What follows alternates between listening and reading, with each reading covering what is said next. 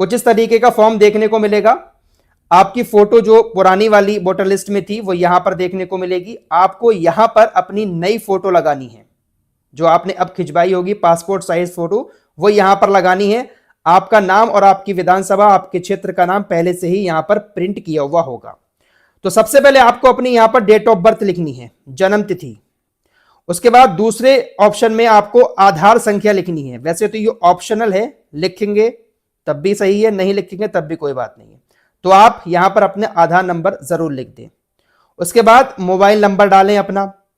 फिर आप अपने पिता का नाम यहां पर डालें। पिता का नाम डालने के बाद अब यहां पर जो कॉलम है इसमें काफी लोग कंफ्यूज हो रहे हैं। पिता अभिभावक का ईपीआईसी संख्या यदि उपलब्ध हो। अब ये ईपिक नंबर क्या है ये जानना बहुत जरूरी है। आपके जो फादर हैं, आपके जो पिताजी हैं, उनको भी इस तरह का एक फॉर्म मिला होगा। तो आप यहां कॉर्नर पर जाकर देखेंगे आप अपने फादर के फॉर्म पर, तो यहां पर ईपीआईसी नंबर उनका लिखा हुआ होगा। अगर यहां पर नंबर नहीं लिखा हुआ है तो आपके वालिद का जो पहचान पत्र है, आपके पिता का जो वोटर आईडी कार्ड है, तो उस वोटर आईडी कार्ड पर यह ईपिक नंबर लिखा होगा। इंग्लिश में ईपिक लिखा जाएगा और ऐसे लिखा होगा ईपीआईसी। तो यह नंबर आपको यहां पर डालना है, पिता अभिभावक का ईपीआईसी नंबर। उसके बाद आपको अपनी माता का नाम लिखना है, माता का ईपीआईसी नंबर उनके भी यहां फॉर्म में लिखा हुआ होगा। जो आपकी माता का फोटो है यहां पर लगा हुआ, उनका यहां पर ईपिक नंबर लिखा हुआ होगा। ठीक है, वो आपको यहां पर माता के आगे डाल देना है। आपकी अगर शादी हो गई है, आपकी बीबी है, तो आप अपनी बीबी का नाम लिखें, या आपके शौहर हैं तो आप अपने शौहर का नाम यहां पर लिखें, हस्बैंड का नाम, और उसका भी ईपिक नंबर यानी ईपीआईसी नंबर जो पहचान पत्र में होगा या फॉर्म में होगा, वो नंबर आप यहां पर डाल दें। ये कॉलम क्लियर हो गया। अब आते हैं इन दो कॉलम पर। सबसे बड़ी कंफ्यूजन इन्हीं दोनों कॉलम में है।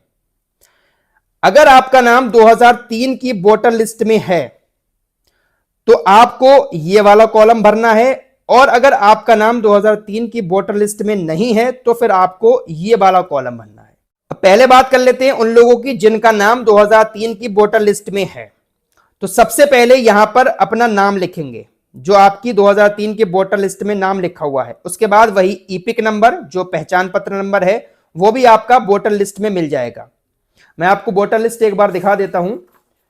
इस तरह की वोटर लिस्ट होगी। तो ईपिक नंबर ये है, ये साइड में ईपिक नंबर आ रहा है, लास्ट में फोटो पहचान पत्र संख्या, ये नाम आएगा, ये ईपिक नंबर होगा। तो 2003 की वोटर लिस्ट में जो ईपिक नंबर आएगा वो आपको यहां पर डाल देना है। अब आता है संबंधी का नाम। इसमें क्या लिखना है? संबंधी के नाम में अगर आप मर्द हैं तो आपको अपने पिता का नाम लिखना होगा, संबंध लिखना होगा पिता, जिला क्या है आपका वो लिखना होगा, राज्य क्या है आपका उत्तर प्रदेश या मध्य प्रदेश जो भी है वो लिखना होगा, विधानसभा आपकी क्या लगती है, विधानसभा का आपका नाम लिखना होगा। उसके बाद आता है विधानसभा निर्वाचन क्षेत्र की संख्या। ये क्या चीज है, यहां पर क्या चीज लिखनी है?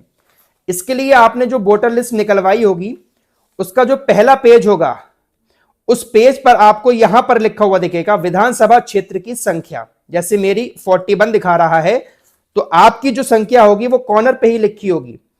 आपको यहां पर अपने विधानसभा निर्वाचन क्षेत्र की संख्या लिखना है। उसके बाद भाग संख्या, भाग संख्या भी आपको यहां कॉर्नर पर देखने को मिल जाएगी। ये पहला पेज है वोटर लिस्ट का 2003 की। आपकी जो लिस्ट होगी आपका यहां पर भाग संख्या कुछ और हो सकता है, तो आपको यहां पर भाग संख्या लिखनी है। उसके बाद क्रम संख्या, क्रम संख्या में आपको अपना नाम ढूंढना है कि आपका नाम कौन सा है, और उसके बाद ये जो क्रम संख्या लिखी है ऊपर, ये क्रम संख्या है। आपके नाम के आगे जो भी क्रम संख्या होगी वो आपको इस क्रम संख्या के कॉलम में लिख देनी है। बस आपको इतना ही करना है, ये कॉलम नहीं भरना है अगर आपका नाम 2003 की वोटर लिस्ट में है। और अगर आपका नाम 2003 की वोटर लिस्ट में नहीं है तो फिर आपको ये कॉलम छोड़कर ये वाला कॉलम भरना होगा। अस्सलामु अलैकुम वरहमतुल्लाहि वबरकातुहू। दोस्तों, इस वीडियो को आपने पूरा देखा और सुना।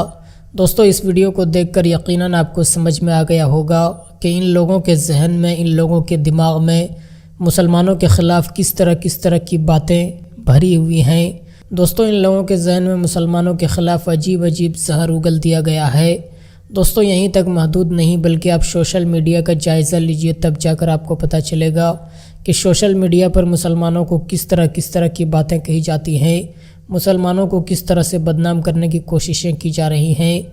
दोस्तों सोशल मीडिया का आप जायज़ा लीजिएगा, तब जाकर आपको पता चलेगा कि सोशल मीडिया में यहाँ तक ये बात कही जाती है कि इनके मदरसों में बच्चों को आतंकवाद बनाया जाता है, जिहादी बनाया जाता है। लेकिन दोस्तों ऐसा नहीं है। इस्लाम पाक और साफ़ सुथरा मज़हब है। दोस्तों अल्लाह तबारक व तआला अपने कुरान मुक़द्दस में इरशाद फरमाता है, इन्नद्दीन इंदल्लाहिल इस्लाम, बेशक अल्लाह के नज़दीक जो सबसे अच्छा, सबसे पाकीज़ा और सबसे सुथरा दीन है वो दीन इस्लाम है। इस्लाम हमें ये सबक देता है कि तमाम लोगों के साथ भलाई का इरादा करो, अच्छा सलूक करो, चाहे वो हिंदू हो, मुस्लिम हो, सिख हो, ईसाई हो, चाहे वो किसी भी धर्म का हो। इस्लाम हमें ये सबक देता है कि तमाम लोगों के साथ अच्छा सलूक करो, चाहे वो किसी मज़हब का हो। इस्लाम हमें ये सबक देता है। लेकिन दोस्तों आज चारों तरफ से मुसलमानों को बदनाम करने की कोशिशें की जा रही हैं, मुसलमानों को गलत तरीक़े से बदनाम करने की कोशिशें की जा रही हैं, मुसलमानों को यहाँ से भगाने की धमकी दी जा रही है। लेकिन दोस्तों इस्लाम हमें ये सबक नहीं देता कि तुम किसी और के साथ बुराई का इरादा करो।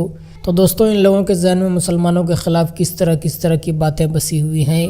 तो दोस्तों इस वीडियो पर आप अपनी क्या राय रखते हैं हमें कमेंट के ज़रिए ज़रूर बताएं, और इस वीडियो पर आप अपनी राय हमें कमेंट के ज़रिए ज़रूर बताएं, और इस वीडियो को ज़्यादा से ज़्यादा अपने दोस्तों अहबाब तक ज़रूर शेयर करें। मिलते हैं दोस्तों दूसरी वीडियो में, तब तक के लिए खुदा हाफिज़।